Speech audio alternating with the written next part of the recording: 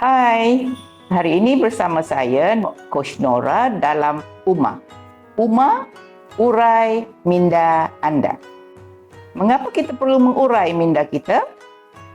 Sebab kita dalam kehidupan seharian kita tidak lari dan terlepas daripada masalah. Kita mengalami masalah. Sebenarnya kita sendiri yang mencipta masalah daripada apa yang kita nampak dan dengar.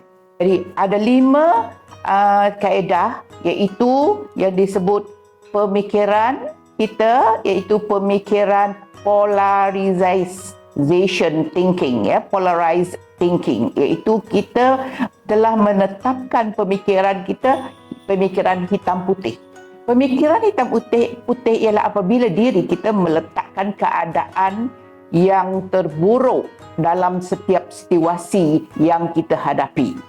Ya, kita akan melihat bahawa keadaan ini, aku akan berada keadaan ini selama-lamanya. Okey, yang kedua ialah pemikiran, disebutkan pemikiran bertapis, ya, pemikiran bertapis, mental filtering. Kita selalu membuat tapisan. Apabila kita menapis pikiran kita, kita selalunya membuat tapisan berdasarkan apa yang kita lalui, apa pengalaman kita, apa memori kita.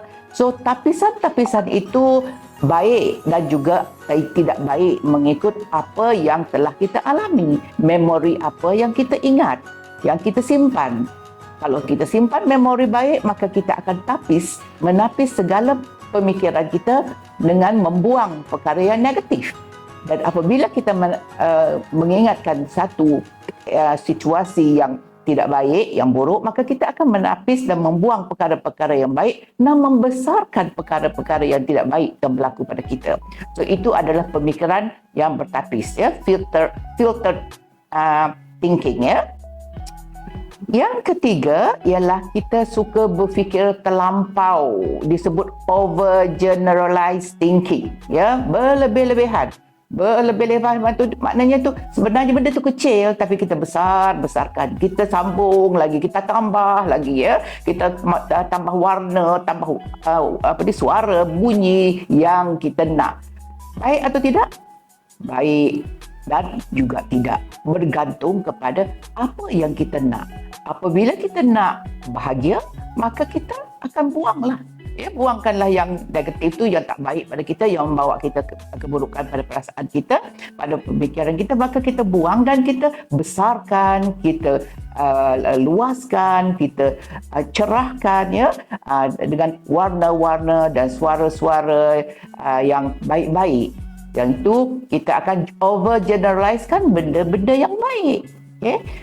Yang keempat, menarik kesimpulan yang terlalu awal, ya. Pemikiran yang suka kita katakan jumping to conclusion. Apabila kita membuat sesuatu perkara, baru di peringkat awal ni, ya. Contohnya kalau kita nak buat kuih, baru nak bahagian mengadun tu kita dapati bahawa adunan tu belum sempurna, kita dah kata adunan itu tak baik, tak betul. So kita belum lagi pergi ke step yang seterusnya. So, perhatikan apa yang kita buat. Apabila kita melakukan sesuatu, apakah kita cepat nak memberi keputusan lebih awal sebelum kita meneruskan dengan pelbagai cara. Walaupun pada masa ataupun proses perkara itu berlaku, kita dah nampak macam kegagalan, macam tak menjadi, tetapi kita kena fikir bahawa ini baru pertengahan jalan. Baik, aku teruskan dan aku ubah cara aku melakukannya. So, insya-Allah, ya, perkara ini pasti akan mendapat hasil yang lebih baik daripada sebelumnya. Dan yang akhir sekali iaitu pemikiran personalizing, ya, yang memperibadikan sesuatu perkara dalam pemikiran kita. Sesuatu yang berlaku itu adalah kesalahan kita. Ya, contohnya apabila berlaku sesuatu peristiwa sama ada biasalah dalam kehidupan seharian kita, baik di rumah atau di pejabat atau dengan di majlis-majlis sosial dengan kawan dan sebagainya.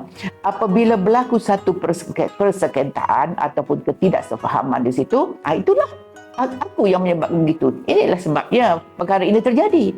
So, apabila kita mempunyai pemikiran begitu, maka kita akan membuat diri kita berasa tidak berharga, membuat kita berasa tidak bernilai. So, apakah faedahnya perbuatan demikian? So, untuk anda hari ini, perhatikan apabila anda berasa sedih, berasa gusar, berasa rendah diri, berasa tidak berguna, cuba perhati dulu. Siapa yang membina makna itu kepada diri anda? Sekian untuk urai minda kita hari ini. Terima kasih.